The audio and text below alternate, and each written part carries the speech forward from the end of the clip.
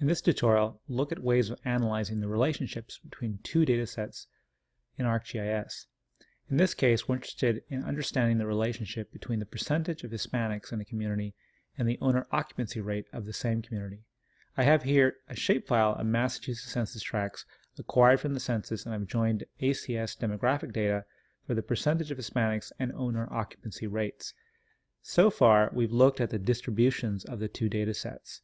They have very different distributions, almost inverted. Percentage Hispanic residents is positively skewed, and owner occupancy rates are negatively skewed. At the same time, the maps seem to suggest an inverse relationship, such that areas with low percentages of Hispanic residents have higher values of owner occupancy and vice versa. So what's our next step in analyzing the relationship between these two sets of data? The most obvious and common way that you start off an examination of relationships between data of bivariate analysis is to look at a scatter plot. So to generate a scatter plot in ArcGIS, we'll go to the View menu, Graphs, and then create Scatter Plot Matrix Graph. In the window that comes up, we're prompted to specify the fields or attributes that we want to look at. So at a minimum, we need to pick 3. We're only interested in 2, but we're going to add 3 in order to fulfill the minimum requirements here. So the first one's going to be percent Hispanic.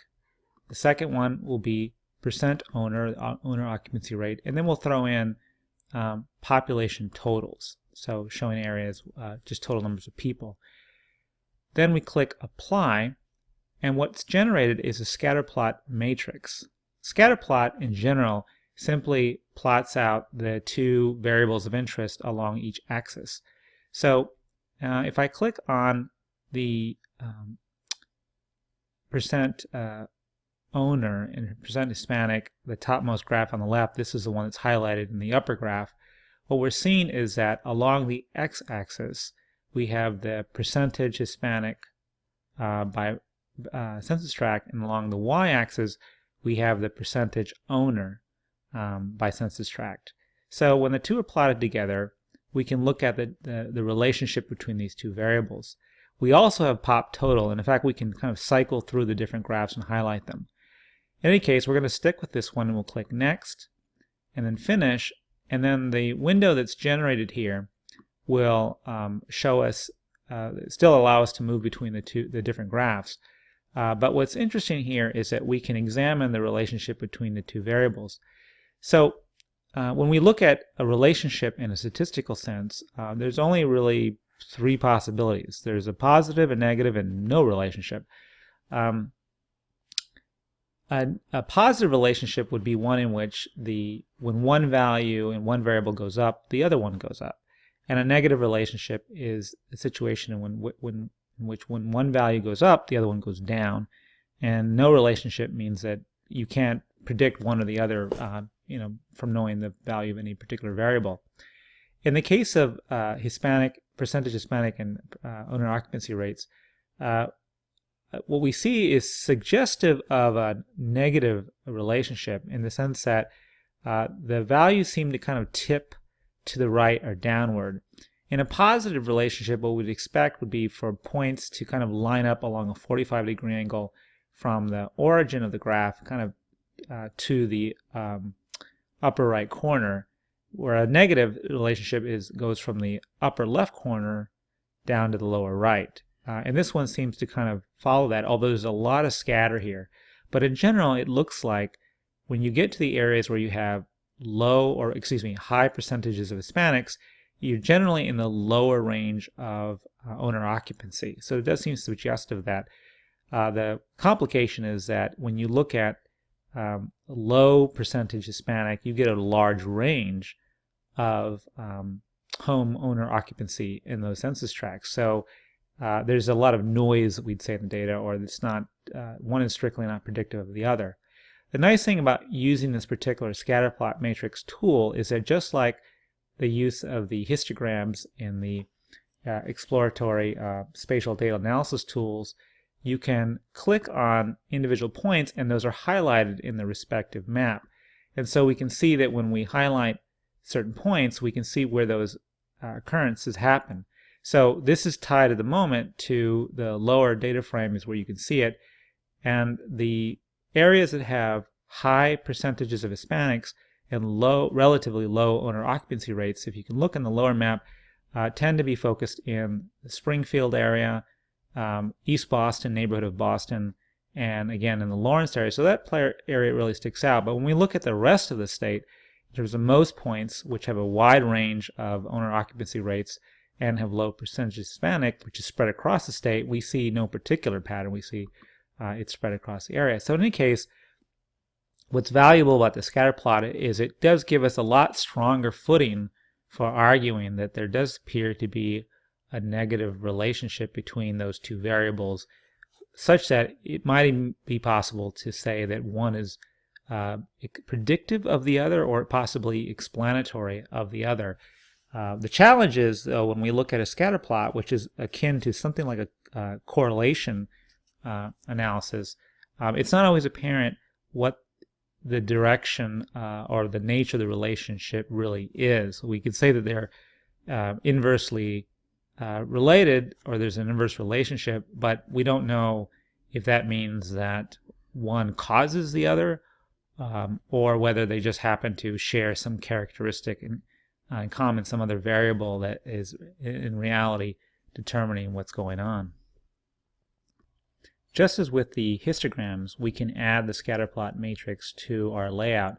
We right-click on it and we say Add to Layout, and we get a version of it added right there. And so I'm going to place it right in the middle to kind of capture or indicate that it's related to both. We can reconfigure the particular balance of the layout later, but in every case we have that there, and it's again a very important way of beginning to analyze a relationship and making the argument that it is one way or the other.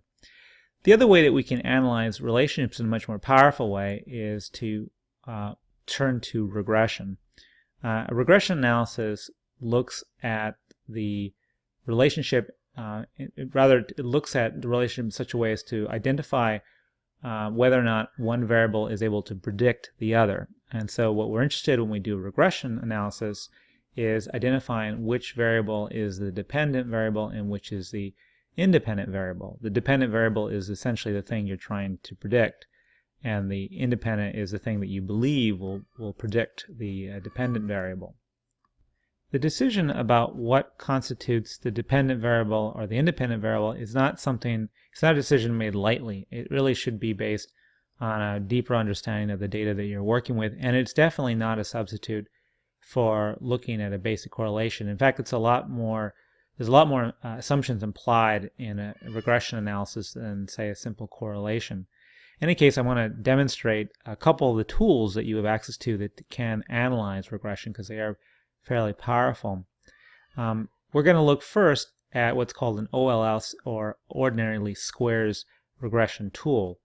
Through our toolbox, which we activate, we can look into the spatial analyst tools, spatial statistics tools, and what we're looking for is modeling spatial relationships toolbox, and we're looking at the moment in the ordinary least squares tool. So I'm going to activate that, and what the OLS will do is try to identify try to generate an equation that predicts one variable using the other, and then we'll provide diagnostic statistics to tell us how well that prediction can happen.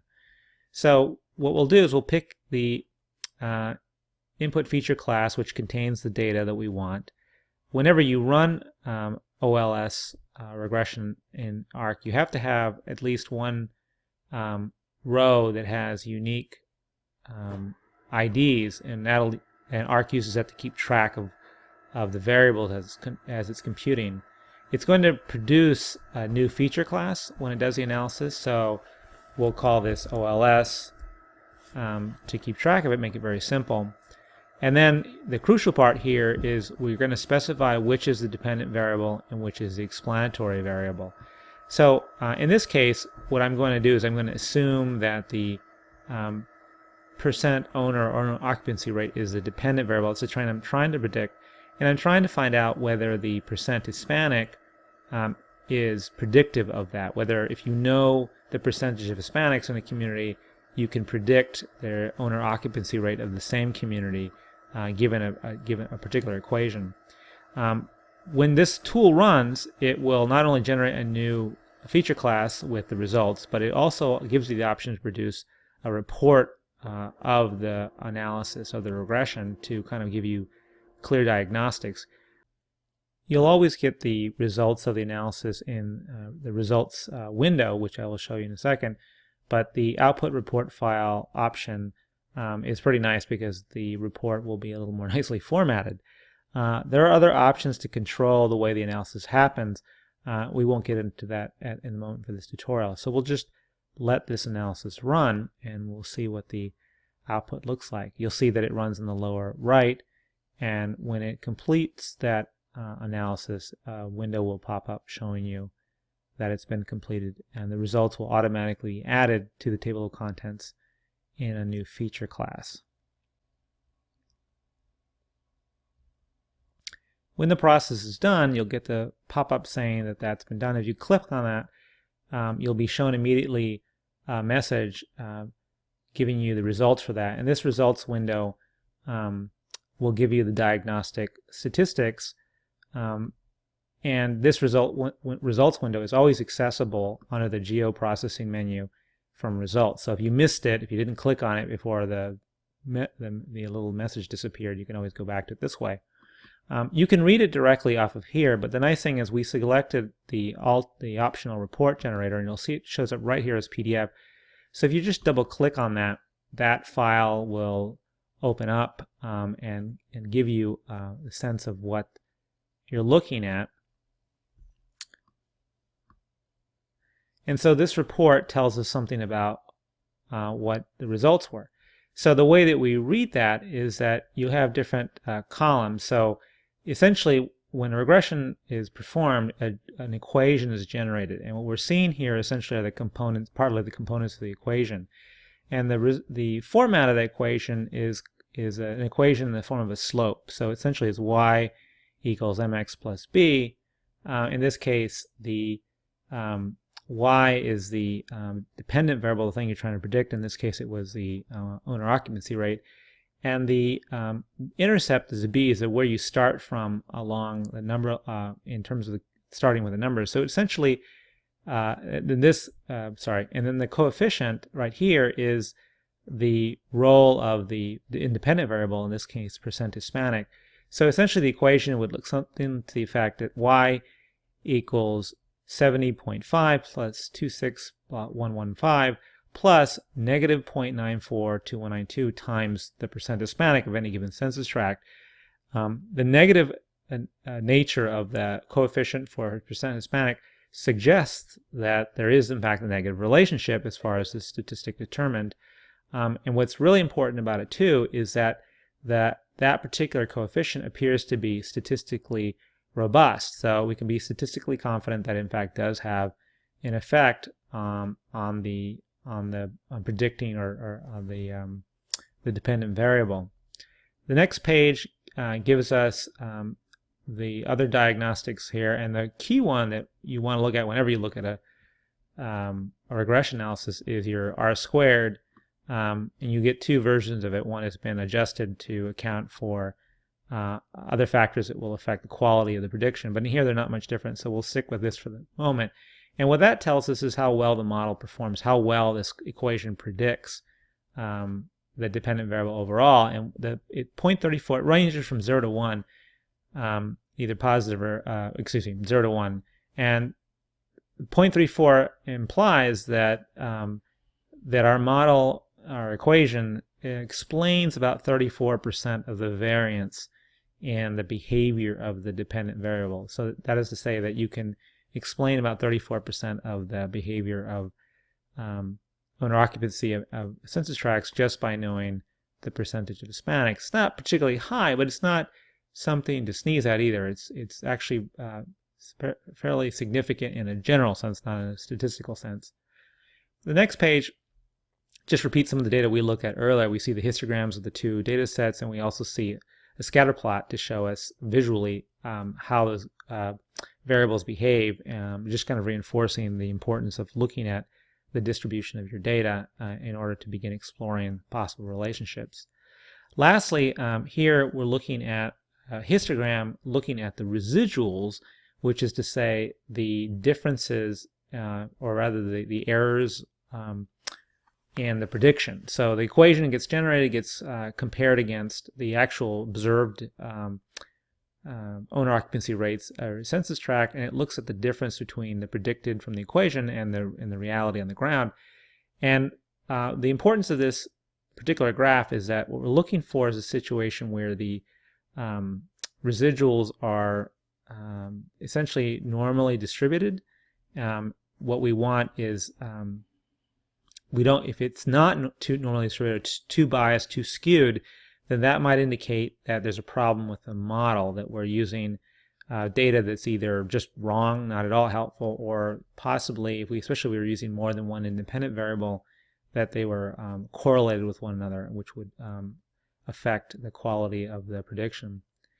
Lastly, here we have another plot of the residuals, and what we're looking here, this diagnostic essentially tells us that there shouldn't be any structure in the distribution of the residuals. Essentially, what we want is for the residuals to have no pattern, to be randomly distributed.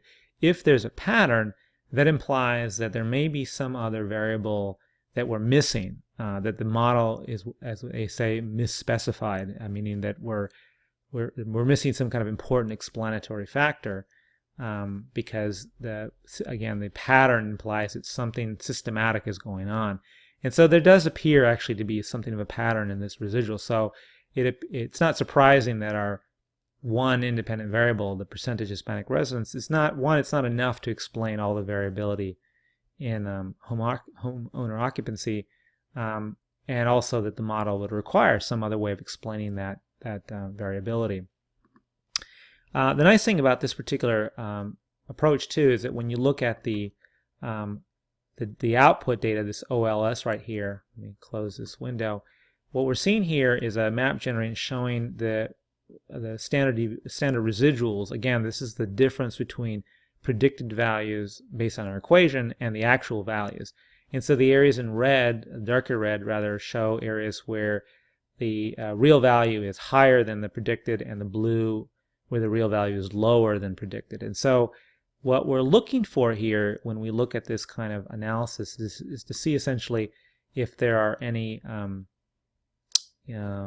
patterns there, because there shouldn't be. Ideally, what we'd want is for there to be randomness in the distribution, because that would imply that we've gotten as much as we can out of the information out of the data as we can with our model. But if we see patterns, that implies that there may be some other geographic phenomenon going on that we're not quite capturing with this model. Now, the OLS regression process is a kind of standard statistical technique. It's not unique to GIS. And one of the shortcomings of it is it doesn't really pay attention to geography unless you happen to incorporate that somehow into your model directly, as in terms of one of the independent variables, independent predictors. But there is another tool that is increasingly popular, and that's called geographically weighted regression, which operates kind of similarly, but actually will take into account local variations in the performance of the model. Because right now the OLS, you get essentially one equation that's used for all census tracts, but a geographically weighted regression attempts to answer the same question, but generates equations that are localized, that take into account local differences. So that tool is accessed again through our toolbox, and it's right above ordinary least squares. We want the geographically weighted regression tool. So we'll double click on that. Again, the input feature is our feature class layer. The dependent variable again is percent owner occupied, owner occupancy. We'll use the single percent Hispanic as the explanatory or independent variable. Again, it's going to generate an output feature class. We'll call this one GWR, geographically weighted regression. This one relies in part on an assumption about the neighborhood around which it creates these localized regression equations. So you can determine this yourself actually using a series of other tools for determining what constitutes an appropriate neighborhood, but we can, for the moment, we can allow ARC to use default methods for determining what that neighborhood should be. There are other parameters that you can control, and you can ask for different kinds of outputs, including the generation of a statistical raster surface. And you can also, if you wanted to, use this tool to generate a hypothetical layer essentially generated from the regression equation. But again, that's for another tutorial. So for the moment, we'll leave all the other defaults as they are, and we'll click OK. And again, we'll wait for the tool to run its course, and we'll be notified when it's complete. All right, so we've completed. We've got the nice green check mark indicating nothing went wrong. Now, unlike the OLS and some other tools that are available with the spatial stats, there's no really neat report, but we get the results here in the results section. So the key output that we're interested in here is our R-squared, and so we'll see that listed over here on the lower end. And so we see right off the bat that the R-square, even the adjusted R-square, are significantly higher. The other one was, we got 34.34. Now we've got 0.57. So this model appears to be successfully predicting about 55 to 57% of the variability in owner occupancy just from percentage Hispanic. And part of the reason that you get a better R-square is because the model is a little more flexible and takes into account local geographic variations in the performance of the regression equation. So when we look at the output of it in the data view, we see once again a similar map to what we got with the OLS, a map of the standardized residuals. Again, red indicating areas where the actual values are higher than the predicted, and blue being actual values lower than predicted. And again, we're looking for patterns. And I think what we see partly is a little more variation in the pattern of the residuals, which is good. But what's really interesting about this tool and the output is when we look at the attribute table, one of the variables that we get in addition to residuals is a column of the local R-squared, which is to say that a measure of the quality of the prediction for individual census tracts. So if we map this out, change the symbology from using the standard residual to using the local R-squared, and then we'll just leave the same symbology, we see a very interesting pattern. So here, the red areas represent higher values. These represent the R-square value for the equation in those areas. So essentially every single neighborhood has its own equation. And so what it's essentially telling us is that in some parts of the state, some regions of the state, the relationship between Hispanics, percentage Hispanic, and this ability to predict owner occupancy is much better than in other parts of the state. And so notably, the model performs poorly in and around the greater Boston area, here in central Mass, north of Springfield, the South Shore, and the Cape, but performs very well in western Mass and the Worcester metro area, as well as in the area around Lawrence in northern Massachusetts. So what we see is the model is pretty good in some regions, but there does appear to be regional variation in terms of the ability to predict owner occupancy based on Hispanic percentages. So, in the end, the question is there a relationship between percentage Hispanic and owner occupancy? And there is a suggestive negative relationship, but the relationship is not static, and it varies across the geography of the state. And if anything, it tells us that we need to continue to do some more exploration to find out what other variables might explain owner occupancy, and also the more basic question whether or not that's the appropriate relationship. Maybe it's owner occupancy that predicts percentage Hispanics.